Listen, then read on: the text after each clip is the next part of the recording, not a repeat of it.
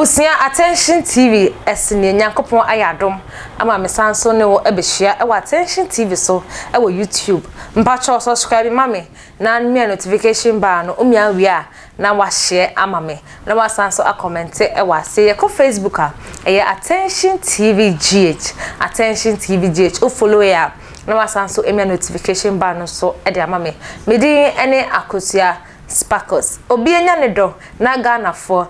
kasa ho eye hwan ya one hwan ebusia me twa me ho na me bra na me fa nsem mu nkyire mu embeso ho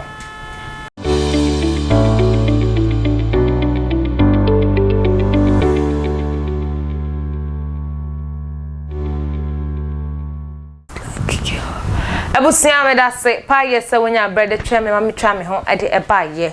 obi enya ne do na Ghana for kasa ho edenti ena Ghana for kasa ho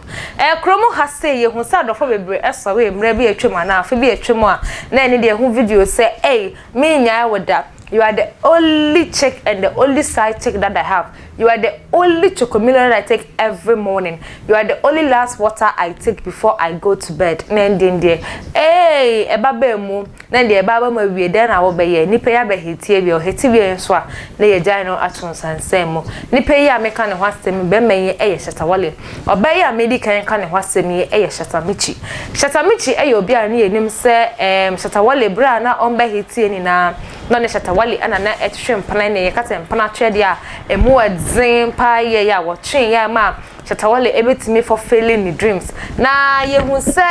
plan twen ankoye nanso eba ebe mo e friend majesty nanso what won ho se bibi akodu die ma yen separate na obi a entina ne ba bi anche ane hu se Shatta wale enso esane oba foforo ne Instagram ebe sunye magana fo ka se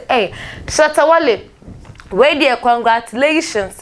no be any so betimi moving on without Shatta michi but we dey moving on eno so anche and the Ghana fo ankasa ho eno so anche and then the Shatta wale ejai girl yi say enim say girl yi na ejai Shatta wale o say Shatta wale se na ejai girl no ye ntiase eno so ye enim ho na say mu na ye hu say video bi ya be kaya medical any fela makafu e ko vacation na Shatta wale se kopie mu ho bia video na mabonte so ni social media so ene say Shatta wale ana chuchuchu na nu ye na nanu nyama okisi bi ache na ndi oye ho massage be ya wonim se be ma so intimate na ho massage ni quality bi ma no ene se obeta friend na no na ye massage na so massage we di obi foforo na de ma no na ndi oba so no kokko bi te se Shatta wale ma kokko na ope wo mpe tuntum te se na ndi massage let me massage you, let you massage me. Let's massage ourselves. And a better abonte. And check and a Shatta so edit picture be I will obey you so any massage and a kiss mu kiss and ye kiss a cat was answer to moto so it's in so. Now the other to Instagram page or trust yes sir. Who's that lucky girl? So happy I met you, my love. The queen for my future. Zaddy is here, mommy. Just enjoy this beautiful life God is giving us. Just enjoy this beautiful life God is giving us. Now obey ya to say gay edin ye Frida. Not to say Frida Shatta Frida Shatta Frida. Abusia